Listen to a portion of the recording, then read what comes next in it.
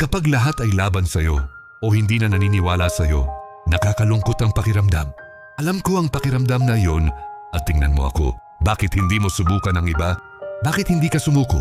Lumayo ka sa mga taong walang ginagawa sa buhay nila. Lumayo ka sa mga taong galit sa'yo. Lumayo ka sa kanila. Lumayo ka sa kanila. Kung kukuha ka ng isang oak tree seed at ilalagay mo sa isang 2-foot pot, hindi magiging tunay na oak tree ang seed na yun dahil nasasakal ito ng maliit na pot. Walang mali sa seed, nasasakal lang ito ng environment.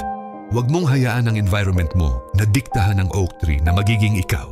Kapag lumipat ka mula sa pagiging normal hanggang sa pagiging exceptional, hindi ka nila magugustuhan.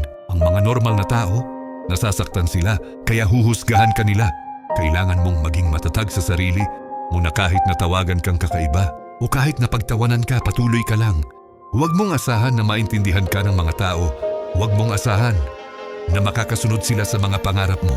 Kailangan mong gawin ang mga bagay na gusto mo kahit na hindi nila maintindihan. Ang buhay ay ginagawa mo, hindi ang mga pangyayari, hindi ang mga tao, hindi ang environment mo. Kaya kapag hindi ka normal, maghanda ka sa mga kritiko. Maghanda ka sa mga kalaban.